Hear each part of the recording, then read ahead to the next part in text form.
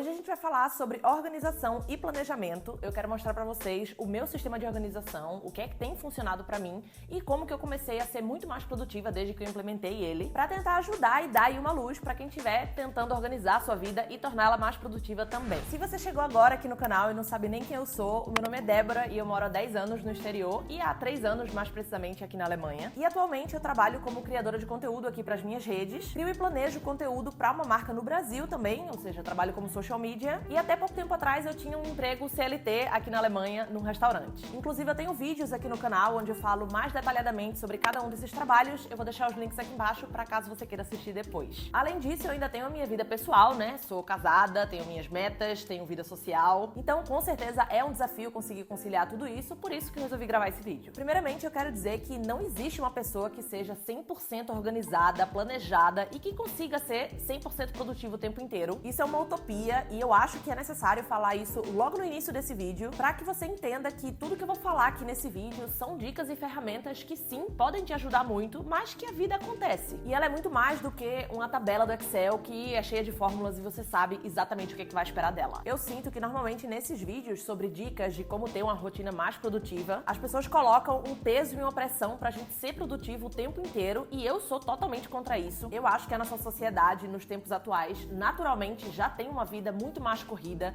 já recebe muito mais informações e eu acho que às vezes a gente precisa conscientemente fazer esse movimento contrário mesmo, sabe? Desacelerar e ter uma vida mais calma. Mas ao mesmo tempo a gente quer fazer as coisas que vão levar a gente pra um lugar melhor, seja dentro da sua profissão, ou nos seus estudos, ou na área da sua saúde, enfim. Então o objetivo desse vídeo não é fazer você virar um robô que você vai fazer 1000 coisas num dia só, e sim te ajudar a priorizar o que é que de fato é importante pra você e te ajudar a ter uma organização pra poder você conseguir focar nisso, ao invés de você dispersar a sua energia em coisas que não vão te levar pro lugar que você quer, mas vão te deixar sobrecarregado e vão te dar aquela sensação que você nunca tem tempo pra nada. Bom, é interessante falar que cada pessoa tem um perfil diferente, tem gente que funciona melhor com o analógico, então com agendas em papel ou planner, e tem as pessoas que curtem mais o digital, seja sites ou aplicativos, enfim. Eu sou do segundo time, então a minha organização e o meu planejamento é 100% digital e é justamente isso que eu vou mostrar pra você hoje. Mas eu acredito que dá pra adaptar as dicas que eu vou dar, então conforme eu for falando de cada ferramenta que eu uso, eu vou dando aí sugestões de como você consegue adaptar isso pro analógico. E aí você vê aí qual das duas formas funcionam melhor pra você. Então eu vou começar falando do Notion, que é um aplicativo gratuito tanto pra celular quanto pra computador, mas eu confesso que eu praticamente só uso a versão do computador. E é lá que eu basicamente organizo a minha vida inteira. Pra mim faz muito sentido ter tudo isso aqui, porque eu consigo visualizar cada área da minha vida e tenho tudo ali à mão mais rápido e fácil. Você pode usar um planner ou um caderno pra poder fazer isso, mas como eu sou do digital, eu gosto do Notion mesmo. A vantagem dele é que ele é totalmente personalizável, então você consegue criar páginas das mais diversas formas e layouts, desde trackers, calendários, tabelas, até listas e várias outras coisas. Mas a desvantagem é que justamente por ele ser tão personalizável, ele é um pouco confuso de usar e eu pessoalmente não acho ele muito intuitivo. Então o que é que eu sugiro? Se você quer experimentar o Notion, baixa ele e procura tutoriais de como criar essas páginas. É só você jogar aqui no YouTube Notion Templates e existem milhares de vídeos com tutoriais e templates gratuitos, inclusive eu vou deixar os links de alguns que eu uso aqui embaixo. E aí você assiste o vídeo, vê se aquele layout faz sentido pra você e aí se fizer, você segue o tutorial e cria a sua página. Então eu vou mostrar as principais páginas daqui do meu Notion pra vocês terem uma ideia, mas eu não vou falar de todas porque senão esse vídeo vai ficar gigantesco. Se você curte o Notion e esse tipo de organização, comenta aqui embaixo que aí eu posso fazer depois um vídeo separado, né, com um tour completo pelo meu Notion, mostrando cada página, e aí a gente fica aí com esse conteúdo separado. Eu vou começar então falando da página de criação de conteúdo, onde eu tenho uma lista com os próximos passos que eu quero dar, e aí cada item desse tem uma sublista então de coisas pra fazer. Se você tem uma área da sua vida onde você quer melhorar e evoluir, ou chegar em algum objetivo específico, eu acho interessante você escrever em algum lugar quais são os passos que você tem que dar pra poder chegar lá. Porque aí você consegue visualizar melhor o caminho que você tem que seguir e não fica com aquele sentimento de, nossa, o meu objetivo tá muito longe de ser alcançado, sabe? Quando você divide ele em várias pequenas tarefas, é muito mais fácil de você conseguir manter a sua constância e conseguir enxergar que sim, é possível chegar lá. Eu também tenho essa página de finanças, onde eu tenho uma página pra cada mês e dentro de cada uma delas tá lá tudo que eu ganhei e que eu gastei. Pra mim, foi uma virada de chave quando eu decidi prestar mais atenção no meu dinheiro e ter um planejamento financeiro. Eu sempre fui a pessoa que gastava tudo que ganhava e chegava no final do mês sem um centavo no bolso. Mas desde que eu comecei a escrever tudo que eu ganho e tudo que eu gasto e, claro, a poupar e investir dinheiro, é que as coisas mudaram completamente pra mim. Inclusive, eu poderia fazer um vídeo mais detalhado sobre isso, se vocês quiserem, e aí eu posso contar como que eu mudei a minha forma de lidar com o dinheiro, o que é que me ajudou também, e eu posso mostrar exatamente como que é esse meu planejamento financeiro. Então comenta aqui embaixo se você quer ver esse conteúdo, porque eu posso trazer aí depois também. Dessas 3 abas principais aqui de cima, tem essas 2 abas que são as que eu quero realmente mostrar aqui mais detalhadamente, porque são as que me orientam aí no meu dia a dia. A primeira delas se chama Habit Tracker mais metas, e nela eu tenho as minhas metas desse ano agora de 2023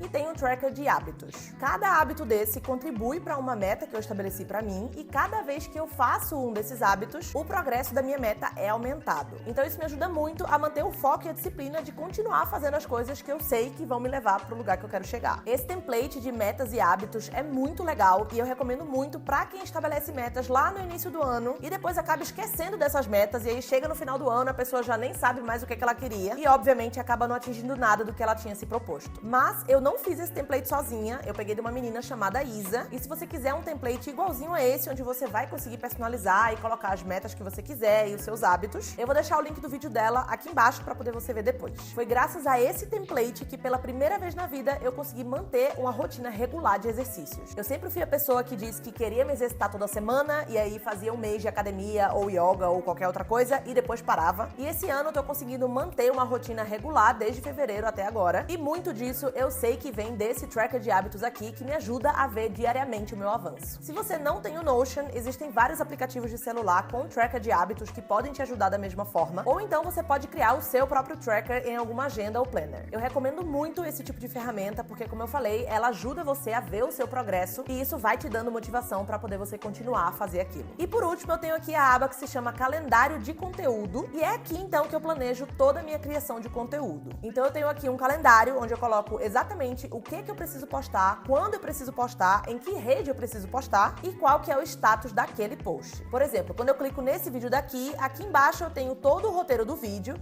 quando ele vai ser postado, em que rede e também como que tá o andamento. Ou seja, se eu tenho somente o roteiro escrito, ou se ele já tá na edição, ou se ele já tá pronto e já foi programado. Claro que isso é muito específico pra mim, que sou criadora de conteúdo, mas você consegue adaptar isso pra sua faculdade, por exemplo, ou então se você trabalha como freelancer e tem trabalhos pra entregar em determinados prazos. E pra galera do analógico, uma agenda aqui seria o substituto ideal, acredito eu. Esse mesmo esquema de calendário de conteúdo, dizendo o que é que eu preciso postar, quando eu preciso, em que rede, que formatos e etc.